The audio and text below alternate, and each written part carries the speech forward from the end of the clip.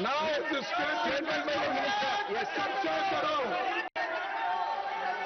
Chairman sir, I rise to apprise this House, this august House, of recent developments in West Asia that are cause of deep concern to all of us.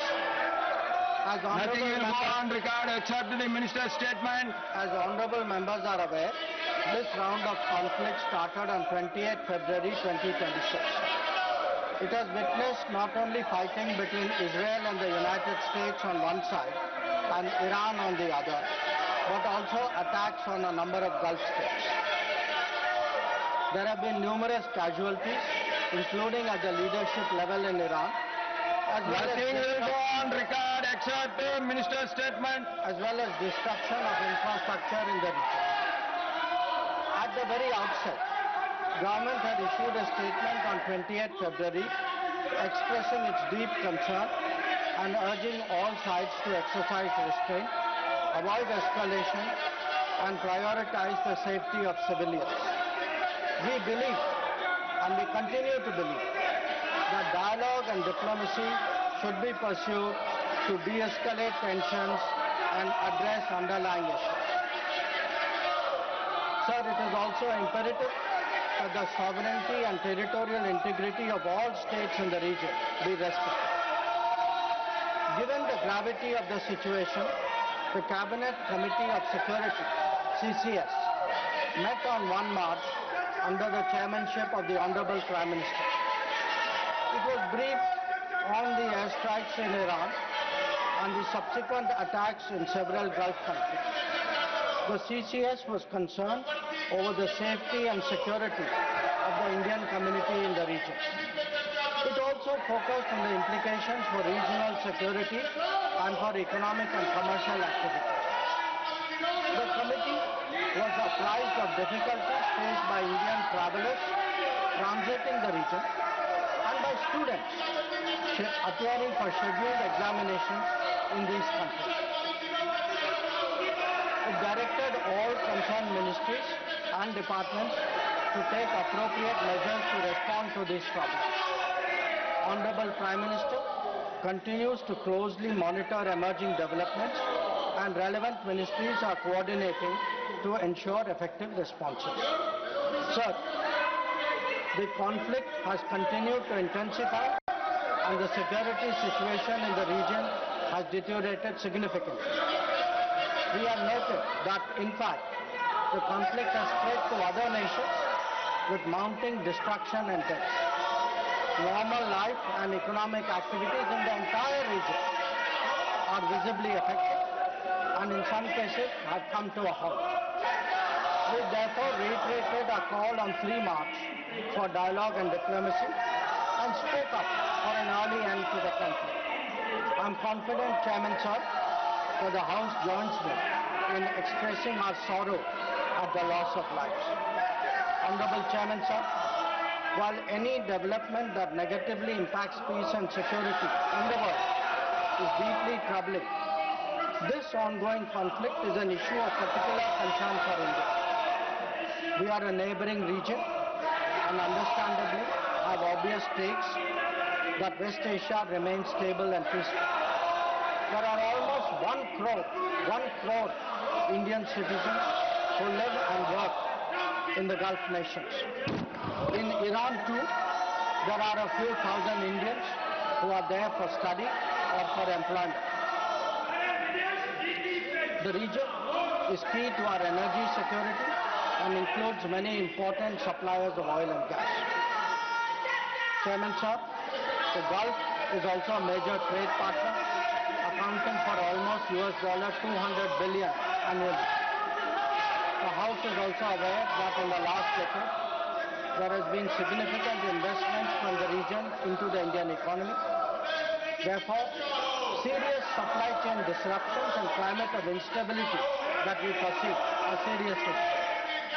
Furthermore, these include attacks on merchant shipping where Indian nationals often constitute a large proportion of the crews. We have sadly already lost 2 Indian mariners and 1 remains missing in such incidents. I know that the House joins me in condoling their deaths. Honorable Chairman, sir, government has been assessing the situation in West Asia continuously since the 12-day war in June 2020. We noted the indications of growing tension and cautioned the Indian community in Iran accordingly. On 5 January 2026, Indian nationals were advised by the Ministry of External Affairs to avoid non-essential travel to Iran. Those already resident there were urged to register with the embassy, exercise due caution, and monitor the embassy website and social media handles. A second advisory was issued on 14 January, reiterating this advice to avoid travel in even stronger terms. The Directorate General of Shipping, Mumbai, in parallel, issued its own advisory on 14 January for Indian seafarers, asking them to follow embassy advisories and avoid unnecessary movement ashore. Recruitment and shipping companies were asked not to deploy or send Indian seafarers to Iran. Sir, reflecting our assessment of the evolving situation, the Indian Embassy in Tehran issued another advisory on 14 February, urging Indian nationals, including students, pilgrims, business persons and tourists, to leave Iran by all available means of transport, including commercial flights. They were asked to contact the embassy for any assistance and provided with 24/7 helplines. This was again reiterated in strong terms through another advisory on 23 February. Some heeded these advisories and have left the country. However, many others have disregarded them and remain in Iran. We are also in touch with our fishermen who operate out of Iran. This was the situation till 28 February 2020. Once the conflict commenced, the Indian Embassy has facilitated the relocation of several Indian students in Tehran to places outside Tehran. An advisory update with emergency contact helplines was issued on 3 March. Similarly, facilitation was extended to pilgrims for their internal movement. Indian nationals who were in Iran for business reasons were assisted to cross over to Armenia and return home. The embassy in Tehran remains fully operational, in fact, on the highest alert. They are totally committed to supporting the Indian community in this difficult moment and in assisting Indian nationals who may wish to cross international borders. Where seafarers are concerned, the Directorate General of Shipping, through an order of 2nd March, has constituted a quick response team for immediate response, coordination and support functions. This too will function on a 24/7 basis. Honorable Chairman, sir, I would like to inform the House through you that every Indian embassy in the region has similarly issued advisories. The embassy in Israel did so on 28 February and 1 March, UAE on 28 February and 5 March, Bahrain on 28 February, Qatar on 28 February, Kuwait on 28 February and 5th March, and Saudi Arabia on 28 February and 8th March, Oman on 28 February, Iraq on 28 February and 5th March. MEA has set up a dedicated special control room to monitor the situation and respond to queries from those. Let him complete his statement. Let him complete his statement. You are not allowing him to make the statement. That is not correct. Gargaji, that is not correct. I allowed you to speak. Let him complete the statement. I will come back to you. Let him complete the statement. Please. The MEA's latest update on this was issued on 7th of March. Honorable Chairman, sir, our diplomats have also worked hard to assist stranded transit passengers in hubs like Dubai, Doha and Abu Dhabi. They have facilitated international border crossings for Indian nationals, including from UAE to Oman and from Qatar, Kuwait and Bahrain to Saudi Arabia. Wherever there has been a partial opening of airspace we have approved and undertaken commercial flights, including non-scheduled flights, to enable the return of Indian passengers. Our estimate is that as of yesterday, almost 67,000 of our nationals have done so. Sir, I also saw today I was informed of a handout information put out by the Ministry of Civil Aviation, and this tells us of the efforts government is making. Yesterday there were 15 inbound flights operated by Indian carriers which arrived in India. On the 7th. On the 8th there were 49 flights, and on the 9th there are 50 flights. So I want to assure the House that every effort is being made that those who are stuck in the region, those who are transit passengers who are there, those who need to come back urgently from this region, we are making every effort for them to do so. Chairman, sir, throughout this period,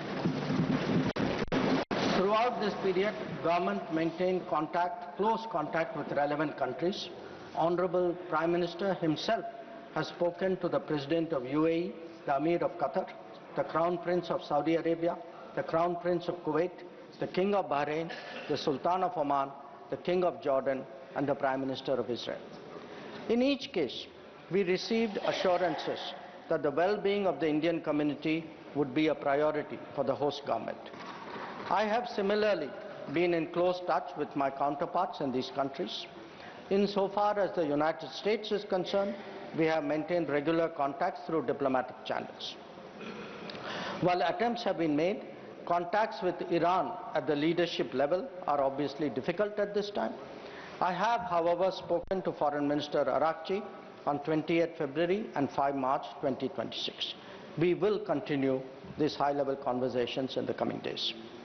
Sir, the House will also be interested in the issue of an Iranian vessel that is currently docked in Kochi. The Iranian side had requested permission on 28 February for 3 ships in the region to dock at our ports. This was accorded on 1 March. IRIS Lavan actually docked on 4th March in Kochi. The crew is currently in Indian naval facilities. We believe that this was the right thing to do, and the Iranian Foreign Minister has expressed his country's thanks for this humane gesture. Honorable Chairman, sir, in view of the implications of this conflict for our energy security, I also seek to address that particular concern. Government remains committed to ensuring that fully taking into account availability, costs, and risks of the energy markets.